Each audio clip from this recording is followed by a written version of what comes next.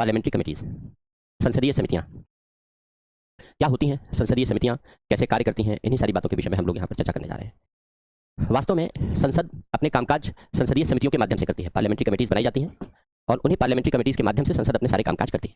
इसीलिए parliamentary committees को लघु संसद भी कहा जाता है, छोटी संसद भी कहकर के पुकारा जाता है। इन्हें लघु संसद कहते हैं। लघु संसद का मतलब यह है कि छोटी संसद है। जैसे संसद में बैठकर कामकाज होता है, जैसे संसद में बैठकर की सारी गतिविधियां संपन्न की जाती हैं, चर्चा होती है, रिपोर्ट पर चर्चा होती है, रिपोर्ट पारित की जाती है, ये सारी बातें, ऐसे ही ये समितियां काम करती हैं। और जो संसद का कार्यभार है, संसद के कार्यभार, कार्य के बोझ को, कार्यभार को कम करती हैं। संसद का जो कार्यभार है उसमें कमी लाती हैं। कैसे कमी लाती हैं? कि जो संसद का कार्यभार है, संसद के कार्य को सुविधाजनक बनाना, ये संसद के कार्यों को सुविधाजनक बनाती हैं। कैसे? जैसे अभी देखो, जब बड़ा प्रचलित सा उदाहरण है, इसलिए उसका नाम ले रहे हैं हम लोग, उसका एग्जांपल ले रहे हैं। अभी वक्फ बोर्ड अधिनियम में संशोधन विधेयक प्रस्तुत किया गया। क्या किया गया? जैसे लोकसभा में पेश हुआ, लोकसभा में यह प्रस्ताव पारित किया गया कि इसे संयुक्त समिति को सौंप दिया जाए। नतीजा ये हुआ कि एक संयुक्त समिति बनाई गई लोकसभा और राज्यसभा के सदस्यों से मिलकर के, और यह विधेयक उस समिति को सौंप दिया गया। अब ये समिति उस पर चर्चा कर रही है, अभी उसकी एक बैठक संपन्न हुई है, और जो अगला सत्र होगा उस अगले सत्र में ये अपनी रिपोर्ट प्रस्तुत करेगी। तो जब अगले सत्र में ये अपनी रिपोर्ट प्रस्तुत करेगी तो उसी रिपोर्ट के आधार पर फिर लोकसभा चर्चा कर लेगी। तो लोकसभा में या राज्यसभा में जब इन समितियों की रिपोर्ट आ जाती है तो इनके लिए चर्चा करना आसान हो जाता है, क्योंकि एक एक पॉइंट को, एक एक मुद्दे को ये क्लियर कर देते हैं, उनका स्पष्टीकरण कर देते हैं। इसलिए किसी भी तरीके की कोई समस्या नहीं रह जाती विषयों का समाधान करने पर, या कोई निर्णय लेने पर, या किसी प्रस्ताव को पारित करने पर। इसीलिए चूंकि संसदीय समितियों के माध्यम से ये सारे कामकाज संपन्न किए जाते हैं, इसीलिए संसदीय समितियों के इन सारे कामकाज को हम लोग लघु संसद के नाम से पुकारते हैं। यानी इन सारी समितियों को लघु संसद के नाम से पुकारा जाता है। ये अगर ये कहा जाता है कि अगर संसदीय समितियां ना हो तो संसदीय प्रणाली और संसद की भूमिका सफल न हो।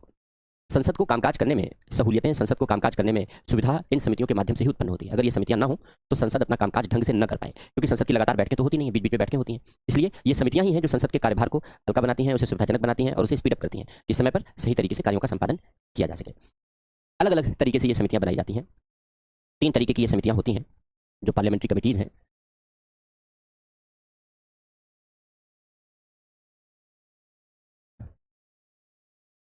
एक तो होती हैं तदर्थ समितियां, एडहॉक कमिटीज। एक होती है अस्थाई समितियां,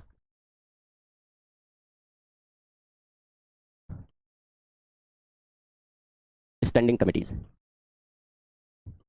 और तीसरी होती हैं विभागीय अस्थाई समितियां, डिपार्टमेंटल स्टैंडिंग कमिटीज। संसदीय समितियों को हम लोग 3 भागों में बांट सकते हैं। एक तदर्थ समितियां होती है। तदर्थ समितियों का मतलब है किसी विषय पर बनाई गई और जैसे उस विषय पर रिपोर्ट देती हैं फिर ये समितियां खत्म हो जाती हैं। अस्थायी प्रकृति के हैं ये, अस्थायी टेम्परेरी नेचर की हैं। जैसे भी वक्फ बोर्ड पर समिति बनाई गई जांच पड़ताल करने के लिए, जैसे ही वो अपनी रिपोर्ट देगी फिर उस समिति का कोई अस्तित्व नहीं रहेगा, वो समिति फिर कार्य नहीं करेगी, केवल उसका काम रिपोर्ट देने तक है। तो ऐसी समितियों को एडहॉक कहते हैं, अस्थायी प्रकृति की होती हैं। एक विशेष विषय के लिए गठित की जाती हैं, उस विषय पर जैसे रिपोर्ट देती हैं उस रिपोर्ट के बाद उनका अस्तित्व समाप्त हो जाता है, खत्म हो जाता है। इसके अलावा दूसरी अस्थायी समितियां होती हैं, ये निरंतर चलने वाली समितियां होती हैं।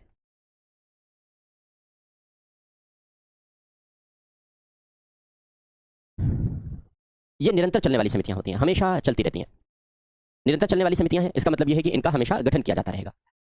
जैसे कार्य मंत्रणा समिति है, नियम समिति है, ये सब हमेशा कार्य करती रहती हैं, आवश्यकता के अनुसार इनकी बैठक बुलाई जाती है। लेकिन कुछ समितियां ऐसी हैं जिनका एक एक साल के लिए प्रतिवर्ष गठन किया जाता है, इस तरीके से इनमें निरंतरता बनी रहती है। जैसे लोक लेखा समिति है, अनुमान समिति है, लोक उपक्रमों पर समिति है, अधीनस्थ विधायन पर समिति है। इस तरीके से अलग अलग समितियां बनती हैं, अलग अलग विषय पर बनती हैं, उसी नाम से उन्हें जाना जाता है। एक एक साल के लिए बनाई जाती हैं, एक साल जैसे पूरा होने वाला होता है फिर से समितियां गठित कर दी जाती हैं। तो इस तरीके से इन समितियों को निरंतर चलने वाली समितियां कहते हैं। जैसे इनमें वित्तीय समितियां हैं, जांच समितियां हैं इत्यादि।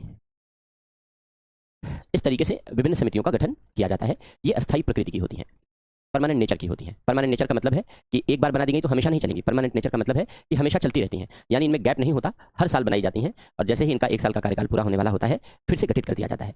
जैसे अभी इनका एग्जाम्पल हम लोग लेंगे। और जो तीसरी समितियां हैं वह है विभागीय अस्थायी समितियां। ये विभागीय जांच के लिए बनाई गई हैं, 1993 से प्रचलन में है। 1993 से बनाई गई। 1993 के पहले ये समितियां नहीं होती थी। ये विभाग से संबंधित बनाई जाती हैं। कैसे काम करती हैं इनके बारे में हम लोग चर्चा करेंगे। तो अब तदर्थ समितियां तो अस्थायी प्रकृति की हैं, टेम्परेरी नेचर की हैं, किसी विषय पर बनाई गई, इनका काम खत्म हुआ और जैसे इन्होंने रिपोर्ट दी समिति ही खत्म हो जाती है, समिति का अस्तित्व खत्म हो जाता है। तो समितियां हैं अस्थायी समितियां, विभागीय अस्थायी समितियां जो निरंतर चलती रहती हैं। तो इन्हीं का एग्जाम्पल लेते हैं हम लोग। सबसे पहले अस्थायी समितियों की चर्चा करते हैं और अस्थायी समितियों में एक एग्जाम्पल हम लोग वित्तीय समितियों का ले लेते हैं। तो फाइनेंशियल कमिटीज, वित्तीय समितियां।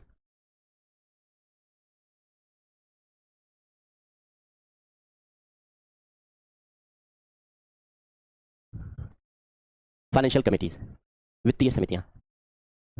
तीन तरीके की समितियों को संसद की वित्तीय समितियां कहते हैं। तीन होती हैं वित्तीय समितियां। पहले को कहते हैं लोक लेखा समिति,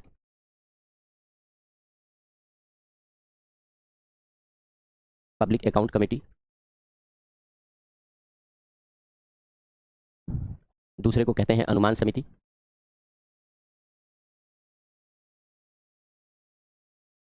या इसे मितव्यता समिति भी कहते हैं।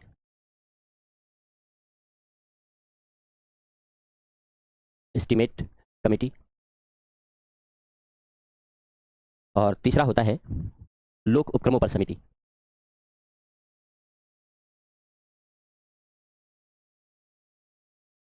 Committee on public sector undertakings, पोप्सू, इसको एस्टिमेट कमेटी, और ये पब्लिक अकाउंट कमेटी। तो ये तीन तरीके की समितियां हैं।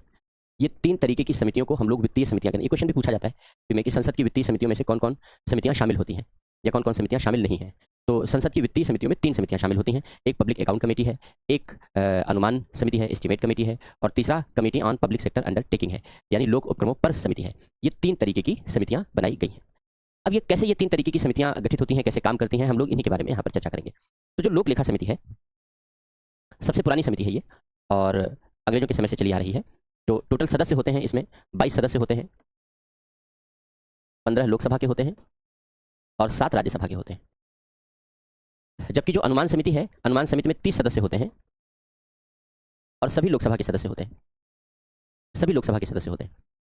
और जो लोक उपक्रमों पर समिति है इसमें भी 22 सदस्य होते हैं, 15 लोकसभा के और 7 राज्यसभा के मेंबर होते हैं। इस तरीके से इनकी संरचना निर्मित की जाती है। जो लोक उपक्रमों पर समिति है वो लेटेस्ट है, 1963 में बनाई गई। जो अनुमान समिति है वो 1950 में बनाई गई, 1950 में बनाई गई। और जो लोक लेखा समिति है ये सबसे पुरानी है, 1901 में निर्णय लिया गया इसको बनाने का। तो इस तरीके से ये तीन तरीके की समितियां निर्मित की गई हैं और ये तीनों समितियां अलग अलग प्रतिवर्ष गठित की जाती हैं। इन तीनों समितियों का प्रतिवर्ष इनका इलेक्शन होता है। प्रतिवर्ष अनुपातिक प्रतिनिधित्व प्रणाली से इनका इलेक्शन किया जाता है।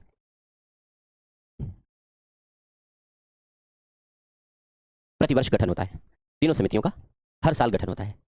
और गठन कैसे किया जाता है? आनुपातिक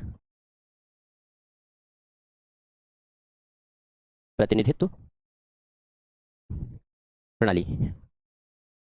आनुपातिक प्रतिनिधित्व प्रणाली से सदस्य चुने जाते हैं। क्यों ये प्रणाली अपनाई जाती है? ये प्रणाली इसलिए अपनाई जाती है जिससे कि इन समितियों में हर दल के सदस्य शामिल हो सकें। अगर हम जैसे समितियों में सदस्य चुने जाते हैं ना, निर्वाचित होते हैं। अब अगर सदस्यों के चुने जाने की व्यवस्था है तो जिस दल का बहुमत होगा ज्यादातर सदस्य उसके चुन लिए जाएंगे। जिन दलों की संख्या कम है फिर उनके सदस्य नहीं आ पाएंगे। ये तो अच्छी बात नहीं होगी, ये तो ठीक नहीं होगा। इसलिए यह व्यवस्था अपनाई गई है कि इन समितियों में सभी दलों का प्रतिनिधित्व सुनिश्चित हो सके। लोकसभा में जितने भी दल हैं, राज्यसभा में जितने भी दल हैं, उन सभी दलों का प्रतिनिधित्व इन समितियों में सुनिश्चित किया जा सके। इसी बात को तय करने के लिए आनुपातिक प्रतिनिधित्व प्रणाली अपनाई जाती है। हर साल सदस्यों का चुनाव होता है, आनुपातिक प्रतिनिधित्व प्रणाली से चुनाव होता है। हर साल अनुपातिक प्रतिनिधित्व प्रणाली से चुनाव होता है और सदस्य चुने जाते हैं। ये कठिन तरीका हमने इसीलिए अपनाया जिससे हर दल के सदस्यों को इसमें शामिल किया जा सके। एक और परंपरा अपनाई जाती है। परंपरा है वो परंपरा यह है कि सारे नए सदस्य चुनकर नहीं आते। जैसे लोक लेखा समिति जैसी समितियों में कुछ पुराने सदस्यों को कंटिन्यू कर लिया जाता है, यानी कुछ पुराने सदस्यों को जरूर चुन लिया जाता है। कौन से पुराने सदस्यों को? जो ज़्यादा अनुभवी होते हैं, क्योंकि इन समितियों का काम वित्तीय कामकाज से जुड़ा होता है। वित्तीय कामकाज तकनीकी प्रकृति का होता है, टेक्निकल नेचर का होता है। इसलिए इतना आसान नहीं होता कि इन समितियों की गतिविधियों को अच्छे तरीके से समझा जा सके। इसलिए ये तरीका अपनाया गया है कि जिन लोगों को पहले से इन समितियों में कार्य करने का अनुभव है उन्हें कुछ लोगों को दोबारा चुन लिया जाएगा। ये ऐसा कुछ आपसी सहमत से होता है। हमें बाहर वो लड़ते हुए दिखाई पड़ते हैं, लेकिन अंदर जब पर्दे के पीछे काम करते हैं तो वहाँ कोई लड़ाई नहीं होती। हमारे आमने सामने तो नेता एक दूसरे को गालियां देते नजर आते हैं, एक दूसरे को कोसते नजर आते हैं, लेकिन वो केवल हमारे आपके आमने सामने की बात है। जब पर्दे के पीछे की कहानी यह है कि कोई संघर्ष नहीं होता, कोई मतभेद नहीं होता, कोई लड़ाई नहीं होती, सब मिल बैठ करके आपसी बातचीत से काम कर लेते हैं। तो ये केवल और केवल जनता को भ्रमित करने के लिए है उनकी लड़ाई, बाकी कुछ नहीं। जो अध्यक्ष है इन समितियों का अध्यक्ष स्पीकर नामित करता है।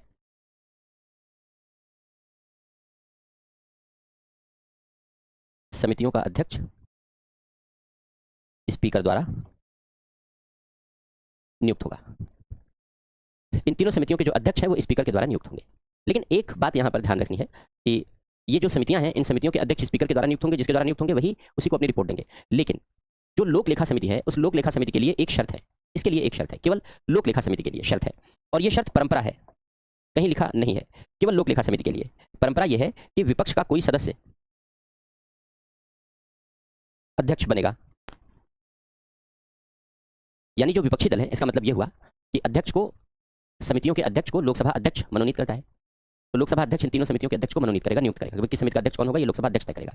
लेकिन लोक लेखा समिति के लिए यह शर्त है कि जब लोक लेखा समिति का अध्यक्ष तय किया जाएगा तो वह विपक्षी दल का ही कोई व्यक्ति नियुक्त किया जाएगा, विपक्षी दल का व्यक्ति ही लोक लेखा समिति का अध्यक्ष नियुक्त किया जाएगा। जैसे इस समय अभी जो लोक लेखा समिति बनाई गई है, उसमें जो विपक्षी दल के सदस्य हैं केसी वेणुगोपाल, है ना, तो कांग्रेस के सांसद हैं, तमिलनाडु से आते हैं, उन्हीं को लोक लेखा समिति का अध्यक्ष अभी मनोनीत किया गया है इस लोकसभा में जो बनाई गई है लोक लेखा समिति। तो अभी जो नई बनी है उसमें केसी वेणुगोपाल को अध्यक्ष बना दिया गया। तो हमेशा जो अध्यक्ष बनेगा लोक लेखा समिति का, वो विपक्षी दल का सदस्य ही होगा।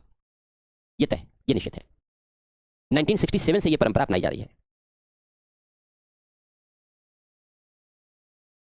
ये परंपरा 1967 से चली आ रही है कि किसी विपक्षी दल के सदस्य को ही लोक लेखा समिति का अध्यक्ष बनाया जाएगा। बाकी दोनों समितियों के लिए कोई बाउंडेशन नहीं है, बाकी दोनों समितियों के लिए कोई शर्त नहीं है, लेकिन केवल लोक लेखा समिति के लिए यह शर्त है कि किसी विपक्षी दल के सदस्य को ही अध्यक्ष बनाना होगा। परंपरा है, कहीं लिखा नहीं है। एक और परंपरा है कि जैसे ही, ये सभी समितियों के लिए है, ये सभी समितियों के लिए है कि जैसे ही अगर लोकसभा में अध्यक्ष है कोई, जैसे 2014 से, तो लोकसभा में केवल अध्यक्ष है, लोकसभा में उपाध्यक्ष नहीं है, डिप्टी स्पीकर नहीं है। ये अच्छी बात नहीं है, क्योंकि स्पीकर और डिप्टी स्पीकर दो पद बनाए गए हैं, दोनों पद होने चाहिए। तो डिप्टी स्पीकर के लिए स्पीकर का चुनाव कब होगा, ये तारीख राष्ट्रपति तय करता है, पढ़ा है हम लोगों ने। डिप्टी स्पीकर का चुनाव कब होगा, ये तारीख स्पीकर तय करता है। ये स्पीकर की जिम्मेदारी है कि वो डिप्टी स्पीकर का चुनाव कराए। फिलहाल डिप्टी स्पीकर पिछले 2 कार्यकालों से नहीं है, ये ठीक नहीं है, डिप्टी स्पीकर होना चाहिए। तो मान लो अगर डिप्टी स्पीकर है, जैसे अभी तो नहीं है लेकिन ये गलत है, होना चाहिए। तो अगर डिप्टी स्पीकर है और डिप्टी स्पीकर किसी समिति का सदस्य चुन लिया जाता है, तो वो ऑटोमेटिकली उस समिति का अध्यक्ष हो जाएगा। अगर डिप्टी स्पीकर किसी समिति का सदस्य चुन लिया जाए तो वो अपने आप उस समिति का अध्यक्ष बन जाता है, अपने आप उस समिति का अध्यक्ष बन जाता है। बाकी स्पीकर सामान्यतः किसी समिति का सदस्य नहीं होता। केवल 1-2 समितियां हैं जिन समितियों में स्पीकर शामिल होता है और वो उसकी अध्यक्षता करता है। जैसे नियम समिति, नियम समिति का मतलब ये हो गया कि जो लोकसभा की कार्यवाही के लिए नियम बनाना है, अगर, या लोकसभा की कार्यवाही के लिए जो नियम बनाए हैं उन नियमों में कोई संशोधन करना है, तो इसके लिए एक नियम समिति बनाई जाती है। यह नियम समिति जो रिकमेंडेशन करती है, जो सिफारिश करती है, उसी सिफारिश के आधार पर ही लोकसभा की कार्यवाही के नियम बनते हैं, तो उसकी अध्यक्षता स्पीकर करेगा। तो इस तरीके से समितियों की व्यवस्था अपनाई जाती है। फिलहाल इन तीनों समितियों के क्या कार्य हैं, हम लोग कार्यों पर चर्चा करते हैं। तो यहाँ पर हमने लिखा था पीएसी, पूरा नहीं लिख रहे हैं, पब्लिक अकाउंट कमेटी। यहाँ हमने लिखा था एस्टीमेट कमेटी, और यहाँ हमने लिखा था committee on public sector undertaking scopes.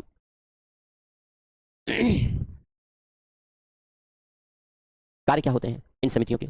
वित्तीय समितियां हैं तो वित्त से संबंधित कार्यों का संपादन करती हैं, वित्तीय गतिविधियों का संपादन करती हैं। क्या वित्त से संबंधित कार्य संपादित करती हैं? पहली बात, जो पीएसी है वो सीएजी की रिपोर्ट की जांच करती है।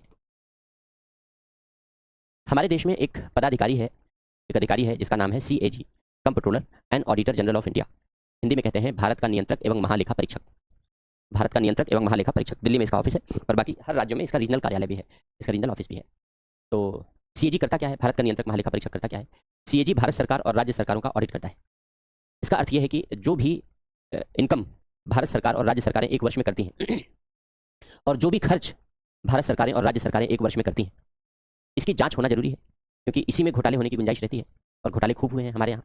हमने आपको बताया कि 1947 में स्वतंत्रता मिली और 1948 में ही पहला घोटाला कर दिया देश के राजनेताओं ने और अधिकारियों ने मिलकर के। तब से अनवरत नित नए रूपों में कोई न कोई घोटाले करते रहे। जो सबसे प्रसिद्ध घोटाले, ये तो पुरानी बात हो गई, जो सबसे प्रसिद्ध घोटाले हैं जिनके बारे में आप जानते हैं, वो फोर्स घोटाला, चारा घोटाला, जानवरों का चारा ही खा लिया, चारा घोटाला, 2G स्पेक्ट्रम घोटाला, सीमेंट घोटाला, कोयला घोटाला, कोयले में मुंह काला कर लिया, कॉमनवेल्थ घोटाला, कॉमनवेल्थ गेम दिल्ली में जब आयोजित किए गए थे तो उसमें भी घोटाला। तो ये बड़े फेमस घोटाले रहे हैं हमारे देश में, जिनको आप जानते हैं, जिनके बारे में आप सुनते हैं। इन सारे घोटालों के बारे में पता कैसे चला हमें? इन सारे घोटालों के बारे में हमें जानकारी देने वाला जो अधिकारी है वो यही है, सीएजी।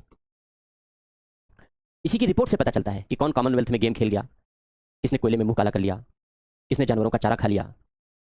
तो ये जितने भी करप्शन के केसेस हैं, किसने हवा बेच दी, 2G स्पेक्ट्रम घोटाला, तो जितने भी ये घोटाले हैं, जितने भी ये करप्शन के केसेस हैं, जो हम जानते हैं, जो हमने विगत वर्षों में सुना है, ये सब हमें सीएजी बताता है। यही अधिकारी है भारत का नियंत्रक महालेखा परीक्षक, इसके बारे में हम लोग आगे डिटेल में पढ़ेंगे। भारत का नियंत्रक महालेखा परीक्षक यही वो अधिकारी है जो हमें बताता है कि कहाँ कहाँ घोटाले हो गए। तो जब सीएजी अपनी रिपोर्ट देता है, भारत सरकार के संबंध में अपनी रिपोर्ट राष्ट्रपति को देता है, तो जब सीएजी अपनी रिपोर्ट देता है तो उस रिपोर्ट को संसद में पेश किया जाता है और उस रिपोर्ट की जांच पड़ताल करने की जिम्मेदारी लोक लेखा समिति को सौंप दी जाती है। क्यों लोक लेखा समिति जांच पड़ताल करती है? क्योंकि सीएजी बताता है कि एक साल में सरकार ने कमाई करने में और खर्चा करने में कहाँ कहाँ घोटाले किए हैं, कहाँ कहाँ अधिकारों का दुरुपयोग किया है, कहाँ कहाँ अनियमितताएं की हैं, यानी कहाँ कहाँ धन का दुरुपयोग हुआ है, कहाँ कहाँ अधिकारों का दुरुपयोग हुआ है।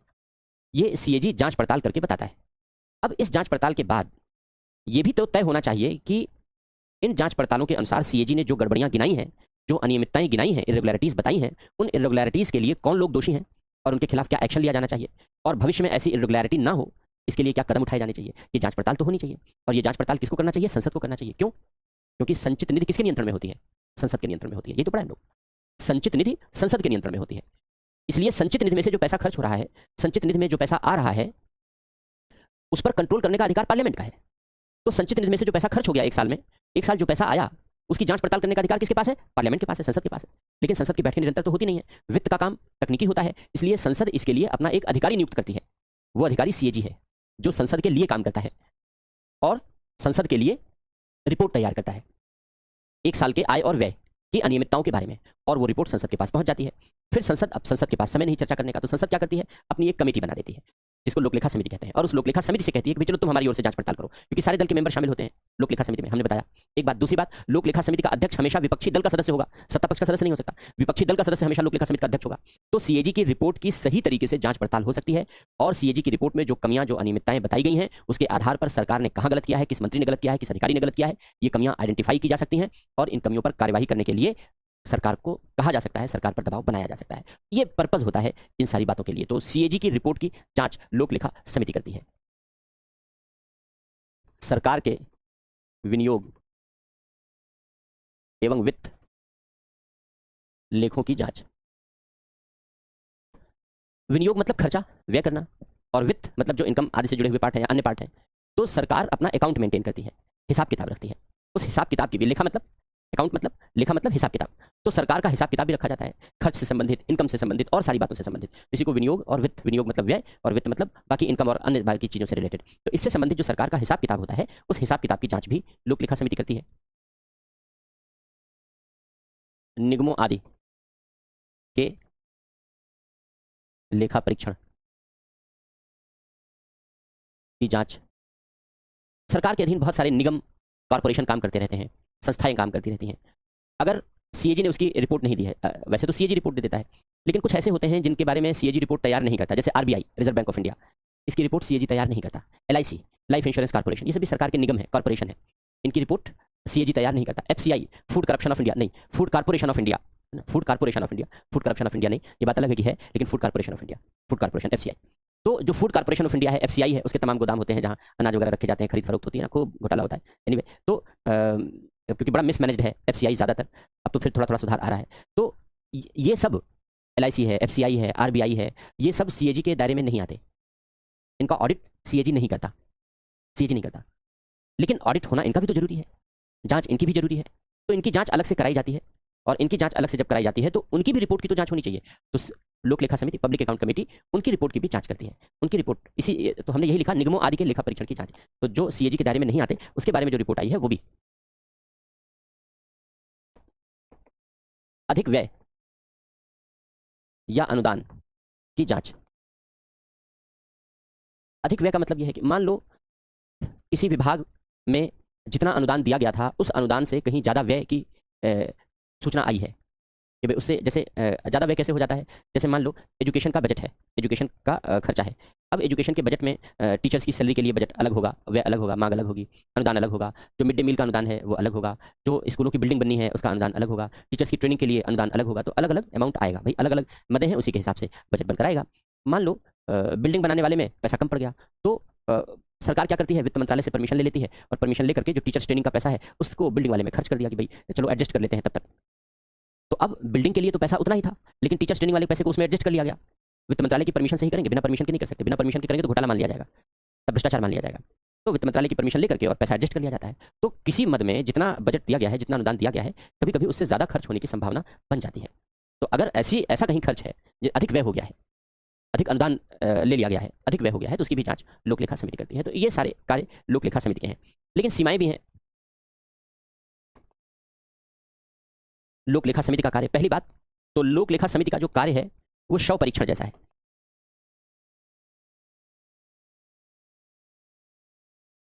पोस्टमार्टम जैसा है, मतलब कोई मतलब नहीं है। पोस्टमार्टम मतलब, पोस्टमार्टम कब होता है? डॉक्टर पोस्टमार्टम किसका करता है? डेड बॉडी का करता है। जब किसी व्यक्ति की मृत्यु हो जाती है, मृत्यु होने के बाद उसकी बॉडी की जांच करता है कि इसने क्या खाया था, कब खाया था, कितना खाया था, क्या क्या किया था, पानी पिया था, लिकर पिया तो नहीं पिया था, तमाम बातें डेड होने के बाद जांच होती है। पोस्टमार्टम का मतलब यह है, शव परीक्षण।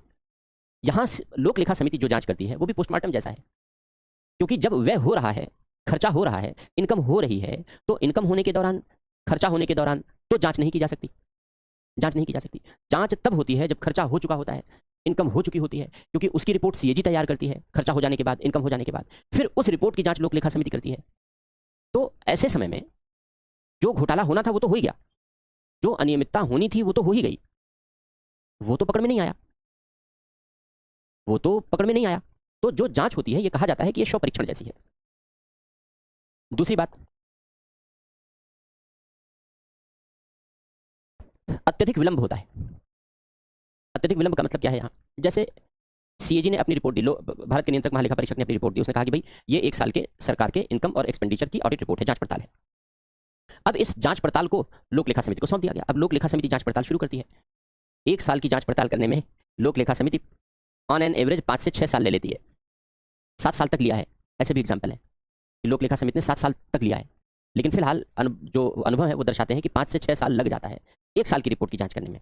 यानी ये मान लो कि अगर जो वित्तीय वर्ष बीता, 2023-24 का वित्तीय वर्ष बीत गया, 2024-25 का वित्तीय वर्ष चल रहा है, 2023-24 का यानी 1 अप्रैल 2023 से 31 मार्च 2024 ये बीत गया। इसकी ऑडिट रिपोर्ट सीएजी ने दे दी है, सौंप दी है। अब इस ऑडिट रिपोर्ट पर लोक लेखा समिति जो जांच करेगी, जांच करके 5 साल बाद बताएगी, 6 साल बाद बताएगी। तो अब 5 साल बाद, 6 साल बाद अगर कोई घोटाला बताती है लोक लेखा समिति, ये गड़बड़ी रह गई, तो हु केयर्स? 5 साल में सरकार बदल जाती है, 5 साल में नए मुद्दे सामने आ जाते हैं, तो इन पुराने मुद्दों पर कोई ध्यान नहीं देता। वो गड़े मुर्दे उखाड़ने जैसा होता है, गड़े मुर्दे उखाड़ने जैसा होता है। इसलिए व्यवहार में यदि देखें तो कोई विशेष महत्व नहीं रह जाता, क्योंकि संसद चर्चा नहीं कर पाती। तीसरी बात, जो रिपोर्ट होती है लोक लेखा समिति की वो सिफारिशी है, यानी बाध्यकारी नहीं है। लोक लेखा समिति अपनी जो रिपोर्ट देती है संसद के पास, संसद को, वो रिपोर्ट संसद के लिए बाध्यकारी नहीं होती, वो केवल सिफारिशी है। अब संसद की यह जिम्मेदारी है कि संसद इस पर चर्चा करे और रिपोर्ट में जो कमियां बताई गई हैं उस पर काम करे। लेकिन संसद में प्रायः रिपोर्ट पर चर्चा नहीं होती।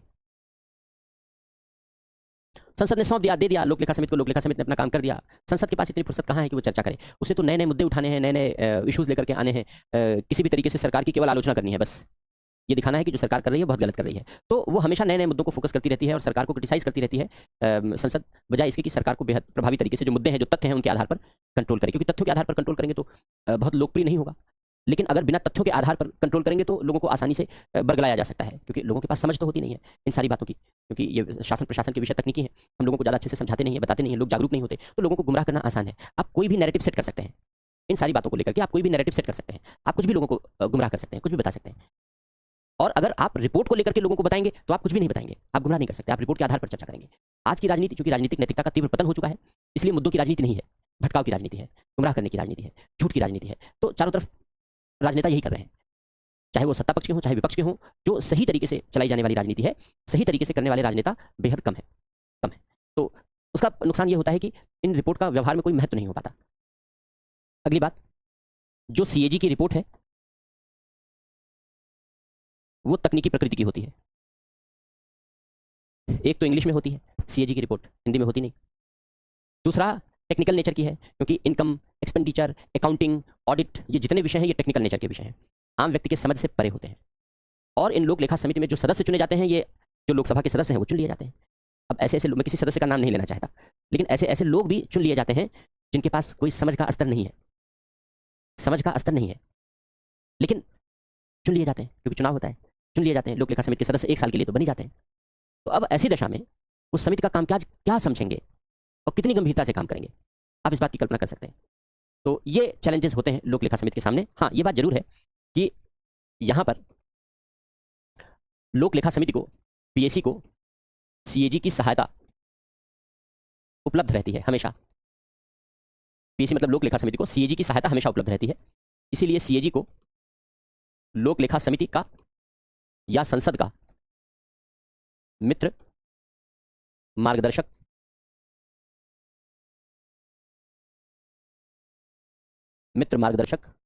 व सलाहकार कहते हैं।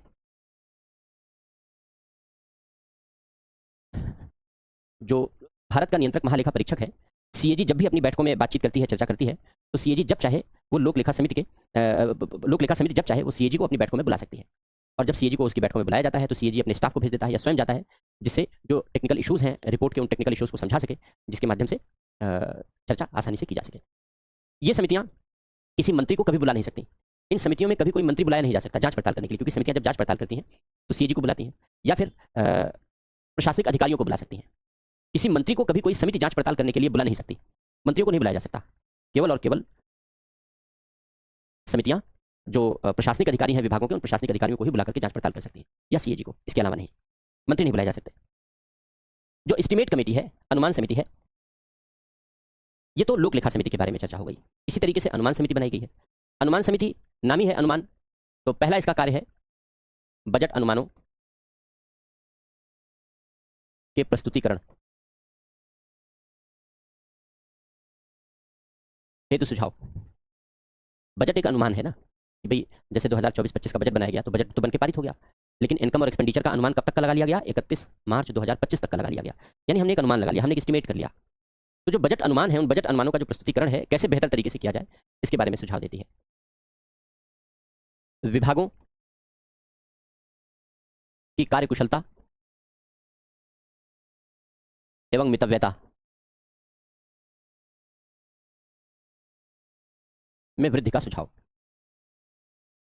जो विभाग हैं, वे विभाग कैसे कार्यकुशल तरीके से काम कर सकते हैं, कैसे मितव्ययी तरीके से काम कर सकते हैं, इसके बारे में सुझाव दिया जाता है। तो विभागीय कार्यकुशलता और मितव्ययता के बारे में, इसका मतलब यह है कि जैसे जो समितियां हैं, वो समितियां क्या करती हैं कि जो अनुमान समिति है वो क्या करती है कि अलग अलग विभाग चुन लेती है। एक बार में 5 विभाग चुन लिया, फिर अगली बार में 6 विभाग चुन लिया, विभाग जैसे छोटे बड़े हैं इस आधार पर, और अब उस पूरे विभाग की सारी गतिविधियों की चर्चा की जाती है, उस सारे विभाग की ओवरहॉलिंग की जाती है, और ये देखा जाता है कि इस विभाग में क्या कमियां हैं, क्या सुधार के उपाय किए जा सकते हैं, वो कमियां पहचानी जाती हैं और सुधार के उपाय बताए जाते हैं। तो विभागों की कार्यकुशलता और मितव्ययता का सुझाव दिया जाता है।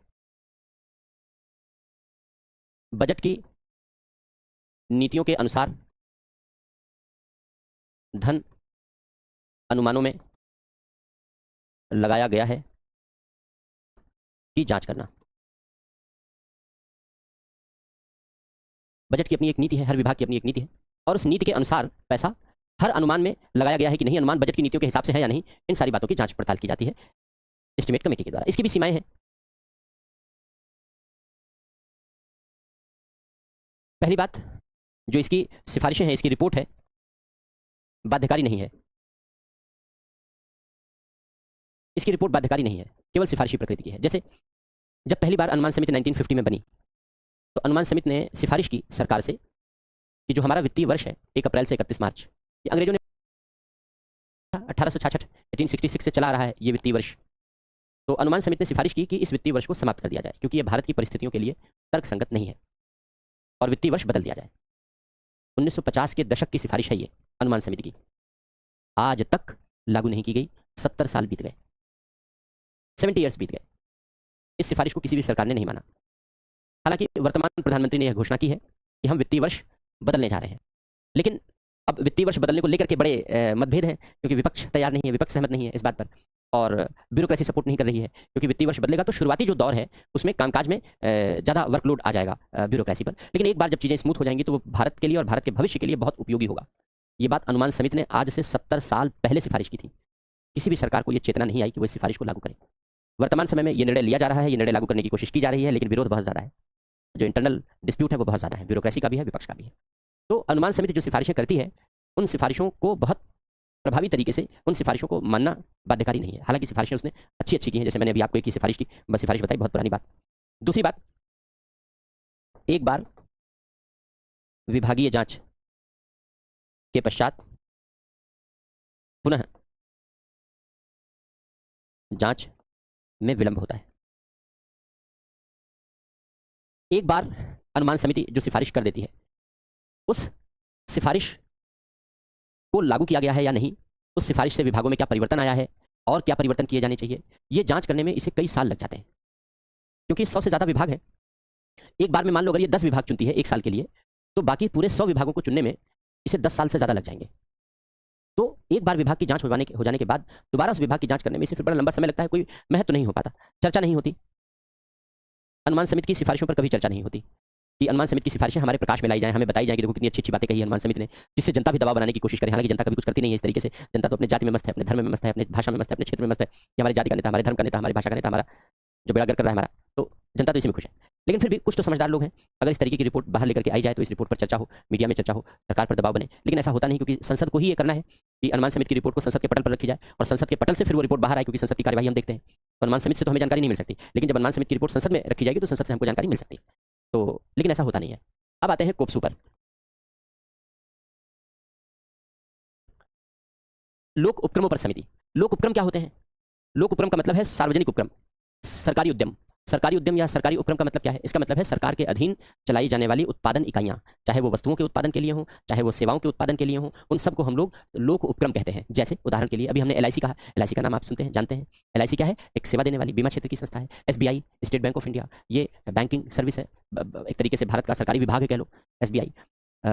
इसके अलावा आरबीआई है, रिजर्व बैंक ऑफ इंडिया है, ये भी निगम है, कॉर्पोरेशन है सरकार का। सरकारी कंपनियां हैं, जैसे भेल है, गेल है, सेल है, इंडियन ऑयल कॉर्पोरेशन है, gas authority of India limited है, एचपीसीएल है, बीपीसीएल है, इत्यादि।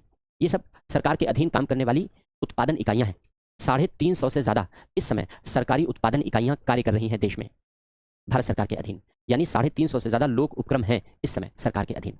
अब ये जितनी उत्पादन इकाइयां हैं, इन्हीं उत्पादन इकाइयों के आधार पर हमारे देश की प्रगति भी निर्भर करती है, क्योंकि लोगों के लिए रोजगार का सृजन करते हैं, नौकरियां सृजित करते हैं, इसके अलावा तमाम तरीके के काम करते हैं। इस तरीके से अब जैसे ये जितने भी उत्पादन इकाइयां उत्पादन करते हैं, इनसे देश का अपना क्षेत्रीय विकास भी होता है, अलग अलग क्षेत्रों का विकास होता है जहां पर काम करते हैं। जैसे नेशनल हाइड्रोलिक पावर कॉर्पोरेशन, जहां पानी से बिजली उत्पादित करने वाली इकाइयां हैं। National thermal power corporation, NTPC, जहां थर्मल पावर कॉर्पोरेशन है, यानी कोयले से बिजली उत्पादन इकाई करने का काम किया जाता है। तो इस तरीके से ये सब सरकारी उद्यम है, सरकार के अधीन उत्पादन करने वाली इकाइयां हैं। तो national payment corporation limited, NPCL, जिसने यूपीआई बनाया है। तो इस तरीके से सरकार के अधीन बीईएल, भारत इलेक्ट्रॉनिक्स लिमिटेड, जिसने ईवीएम बनाया है। तो ये सब सरकार के अधीन उत्पादन करने वाली इकाइयां हैं। अब इनकी भी जांच पड़ताल होनी चाहिए, क्योंकि ये घाटे में नहीं चलनी चाहिए, इनमें कोई गड़बड़ियां नहीं होनी चाहिए। तो इसकी भी जांच पड़ताल करने के लिए कोप्सू बनाई गई है, committee on public sector undertaking बनाई गई। 1963 से ये कमेटी काम कर रही है। कोप्सू का काम है कि लोक उपक्रमों से संबंधित रिपोर्ट की जांच करना। अलग अलग लोक उपक्रमों की जांच पड़ताल अलग अलग तरीके से की जाती है। कुछ की सीएजी करता है, ज्यादातर की सीएजी नहीं करता है। तो जिसकी जिसकी जो जैसे करता है, उन सारे रिपोर्ट की जांच की जाती है।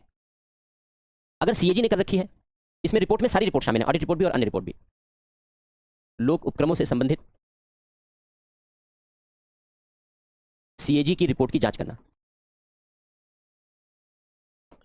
अब सीएजी की रिपोर्ट की जांच तो पब्लिक अकाउंट कमेटी करती है, लोक लेखा समिति करती है। लेकिन मान लो सीएजी ने अपनी रिपोर्ट में किसी लोक उपक्रम की जांच की है और लोक उपक्रम के बारे में जानकारी दी है, तो उस हिस्से की जांच पब्लिक अकाउंट कमेटी नहीं करेगी, उस हिस्से की जांच लोक उपक्रमों पर समिति करेगी। उस हिस्से की जांच लोक उपक्रमों पर समिति करेगी। लोक उपक्रमों में कार्यकुशलता एवं मितव्ययता में वृद्धि का सुझाव देना।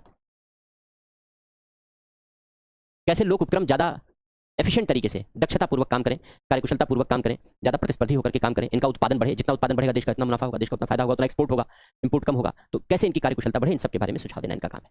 लेकिन इनकी भी सीमाएं हैं, इनकी भी कमियां हैं। पहली बात, दैनिक प्रशासन, दैनिक प्रशासन एवं नीतिगत मामले की जांच नहीं कर सकते। जो लोक उपक्रमों का दैनिक प्रशासन है, यानी रोजमर्रा का जो प्रशासन है, कैसे लोक उपक्रम निर्णय ले रहे हैं, क्या कर रहे हैं, और जो इनके नीतिगत फैसले हैं, नीतिगत निर्णय हैं, उन सब की जांच लोक उपक्रमों पर समिति को करने का अधिकार नहीं है, नहीं कर सकती। दूसरा, रिपोर्ट बाध्यकारी नहीं है, ये सब में कॉमन है, रिपोर्ट बाध्यकारी नहीं है। तीसरा, चर्चा नहीं हो पाती, संसद में रिपोर्ट में चर्चा नहीं होती। और चौथी और महत्वपूर्ण बात कि लोक उपक्रमों की समिति काम कैसे करती है। हमने बताया 350 से ज्यादा उपक्रम है। एक साल में, एक बार में ये 8 से 10 लोक उपक्रमों की जांच करती है। एक बार में, एक साल में 8 से 10 लोक उपक्रमों की रिपोर्ट की जांच करती है। अब इस तरीके से 350 लोक उपक्रम की जांच करने में इसको कितना समय लग जाएगा? 35 साल। तो मान लो किसी बार बहुत ज्यादा तेजी से काम भी करे तो एक आध उपक्रम और बढ़ जाएगा, बस यानी देश के सारे लोक उपक्रमों के बारे में जांच पड़ताल करने में इसको 35-40 साल लग जाता है। 35-40 साल लग जाता है। तो ये बहुत बड़ी ट्रेजेडी है एक तरीके से कहो तो। एक बार में या एक वर्ष में 8 से 10 उपक्रमों से अधिक की जांच नहीं कर पाता। एक बार में 8 से 10 उपक्रम की जांच कर पाएगा बस एक साल में। तो 350 से ज्यादा लोक उपक्रम है। अब उनकी जांच करने में टोटल कितना समय लगेगा? यानी कहने के लिए ये संसदीय समितियां तो हैं, लेकिन इन संसदीय समितियों में लिमिटेशंस भी बहुत है, कमियां भी बहुत है। लेकिन हाँ, अगर इन पर संसद में प्रॉपर चर्चा हो, संसद इन पर बातचीत करे तो और बेहतर हो सकता है और बेहतर भूमिका निभाई जा सकती है, लेकिन व्यवहार में ऐसा हो नहीं पाता। तो ये वित्तीय समितियां हो गई संसद की, जिनके बारे में हम लोगों ने चर्चा की। ज्यादातर जो आपसे क्वेश्चन पूछे जाते हैं वो संसद की वित्तीय समितियों से ही प्रश्न पूछे जाते हैं। पार्लियामेंट्री कमेटी से ही क्वेश्चन पूछे जाते हैं। पार्लियामेंट्री कमेटीज में वित्तीय समितियों से क्वेश्चन आते हैं या फिर विभागीय समितियों से आते हैं। हालांकि इसके अलावा भी 2 दर्जन समितियां हैं, इसके अतिरिक्त भी 2 दर्जन समितियां हैं। अधीनस्थ विधायन पर समिति है, नियम समिति है, कार्य मंत्रणा समिति है, सदन के सदस्यों की अनुपस्थित संबंधी समिति है, आचार संहिता संबंधी समिति है, आचरण समिति है। तो 2 दर्जन कमेटीज हैं। अब इन कमेटीज पर प्री में ही क्वेश्चन आते हैं और प्री में तभी पूछा जाता है जब कोई क्वेश्चन कोई टॉपिक इंपॉर्टेंट होता है। जैसे अभी जब महुआ मोइत्रा पर रिश्वत लेने के आरोप लगे तो उनके मामले की जांच आचरण संबंधी समिति को सौंप दी गई, सदन की आचरण संबंधी समिति को सौंप दी गई, नैतिकता की समिति जो होती है उसको सौंप दी गई। उसने जब रिपोर्ट दी कि हाँ इन्होंने रिश्वत ली है, तब फिर इन्हें सदन की सदस्यता से हटा दिया गया। तो जो 2024 का प्री का एग्जाम था उसमें आचरण समिति पर क्वेश्चन पूछ लिया गया, क्वेश्चन आ गया। तो क्वेश्चन इसी तरीके से पूछे जाते हैं अक्सर, यानी जो चर्चा के केंद्र में समितियां रहती हैं प्राय उस पर क्वेश्चन बनने की संभावना रहती है। तो अब उन सारी समितियों की चर्चा तो हम लोग यहाँ पर नहीं करेंगे, क्योंकि 2 दर्जन समितियां हैं और वो केवल फैक्ट है। कब गठन हुआ समिति का, समिति काम क्या करती है, केवल सदस्य कितने होते हैं, बस केवल इतना हमें पढ़ना होता है। तो वो फैक्ट फाइल है पूरी, वो फैक्ट फाइल आपके पास जो नोट्स हैं, पीडब्ल्यू के जो नोट्स हैं उसमें दिए गए हैं, आप उसे देख सकते हो। अदरवाइज इसका जो पीडीएफ है वो मैं ग्रुप में भी मैंने शेयर कर रखा है, तो पहले ही आप ग्रुप पे सर्च करोगे तो मिल जाएगा, तो आप उसे देख सकते हो। जो फैक्ट फाइल दोबारा कर दूंगा मैं, तो वो पूरी फैक्ट फाइल है, वो पूरा फैक्ट है। अब इसके बाद विभागीय अस्थायी समितियां हैं।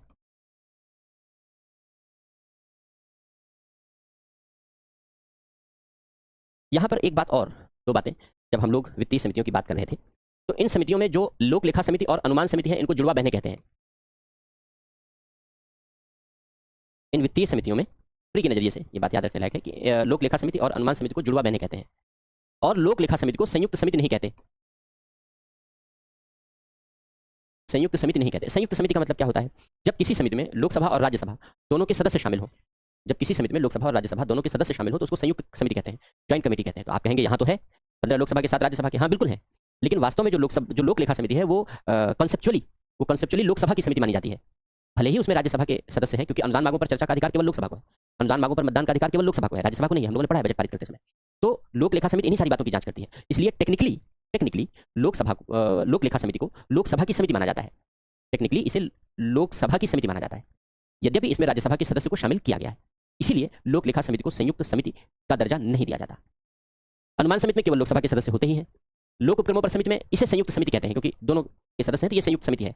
ये नहीं है क्योंकि केवल एक सदन के सदस्य हैं। और लोक लेखा समिति नहीं है यद्यपि इसमें राज्यसभा के सदस्य हैं, क्योंकि कंसेप्चुअली इसे लोकसभा की समिति कहते हैं, लेकिन राज्यसभा के सदस्यों को इसमें शामिल कर लिया जाता है। तो इसे भी संयुक्त समिति का दर्जा नहीं दिया जाता, ध्यान रखना प्री के नजरिए से। अब आते हैं हम लोग विभागीय समितियों के बारे में। जो विभागीय समितियां हैं हमने आपको बताया कि शुरुआत में नहीं बनाई गई थी, 1993 से बनाई गई। और 1993 से क्यों बनाई गई? याद करो, जब हमने बजट पारित करने की प्रक्रिया चर्चा की थी तो बजट पारित करने में हमने बताया कि अनुदान मांगों को पारित करने के लिए, यानी सरकार कितना खर्चा करेगी, इस पर चर्चा करने के लिए केवल 26 दिन तय किए जाते हैं। मांगें 100 से ज़्यादा होती हैं, केवल 26 दिन होते हैं। इसलिए सभी मांगों पर, सभी क्या आधी मांगों पर भी चर्चा नहीं हो पाती, सभी तो जाने दीजिए, आधी मांगों पर भी चर्चा नहीं हो पाती। लेकिन चूंकि केवल 26 डेज तय किए गए हैं, इसलिए अंतिम दिन सभी मांगें एक साथ रख करके गिलोटिन का प्रयोग करते हैं और सभी मांगों को बिना चर्चा के पारित कर देते हैं। अब अगर बिना चर्चा के मांगें पारित हो रही हैं तो सरकार को तो लगेगा कि ये तो अच्छा है, संसद को तो चर्चा करना नहीं है, तो कुछ भी लिख दो बजट में, जो भी गड़बड़ी करना चाहो कर लो, क्योंकि चर्चा तो करनी नहीं है, चर्चा तो होनी नहीं है। जब चर्चा नहीं होनी तो कमियां सामने नहीं आनी है। समझ रहे हो इस बात को, कि सरकार को ये लग सकता है कि भाई जब चर्चा होनी नहीं तो कमियां सामने नहीं आनी, तो कुछ भी कर लो, कुछ बड़ी बड़ी मदों पर ही, बड़े बड़े मांगों पर ही चर्चा होती है, तो सरकार निरंकुश हो सकती है, सरकार वित्तीय अनियमितता कर सकती है, सरकार कुछ भी गड़बड़ियां कर सकती है। ऐसा ना हो सके, बल्कि इन सारी मांगों पर चर्चा भी, इन सारी मांगों की छानबीन भी की जा सके, इस पर्पज से विभागीय अस्थायी समितियों की व्यवस्था इंट्रोड्यूस की गई। क्योंकि संसद के पास तो समय होता नहीं, क्योंकि 26 दिन है, इसलिए हर विभाग के संबंध में अलग अलग समिति बना दी जाती है।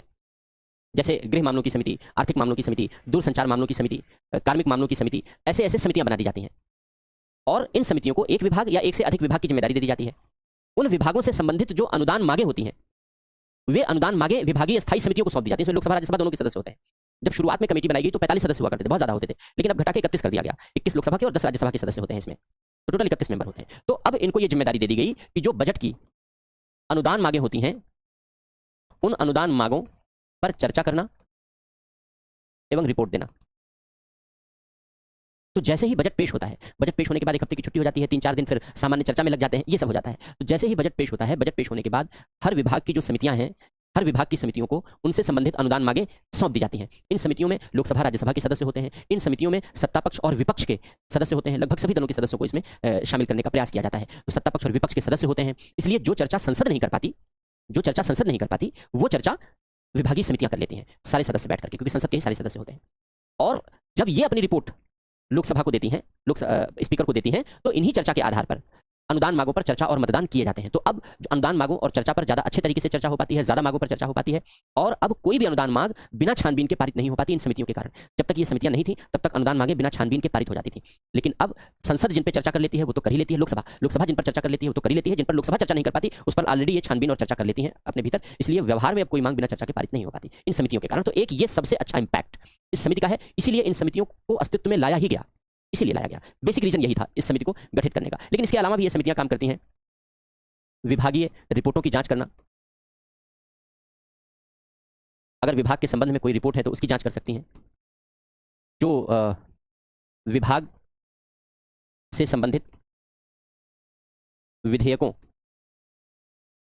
नीतियों की जांच करना। कोई भी विधेयक अगर पेश किया जाता है, जैसे मान लो वक्फ बोर्ड में संशोधन का विधेयक पेश किया गया, तो पहले जो समिति है उस समिति ने उस पर स्क्रूटनी कर ली है, समिति ने उसकी जांच कर ली है, तब पेश किया गया है, एक राउंड जांच हो चुकी है। तो अब जो संबंधित विभाग होते हैं उन विभागों वे विभाग विधेयकों की जांच कर लेते हैं, नीतियों की जांच कर लेते हैं, तो ये सारे काम हो जाते हैं। तो इस कारण से विभागीय अस्थायी समितियों का महत्व बहुत बढ़ा है। एक तरीके से ये सरकार पर निगरानी रखने के अच्छे साधन बनकर के प्रकट हुए, ये कार्य है इनके। लेकिन इनकी भी सीमाएं हैं। पहली बात तो इनकी जो रिपोर्ट है वो भी सिफारिशी है, बाध्य नहीं है। इनकी जो रिपोर्ट है वो सिफारिशी प्रकृति की है, वो बाध्यकारी नहीं है। दूसरी बात, दैनिक प्रशासन संबंधी मामलों की जांच नहीं कर सकते।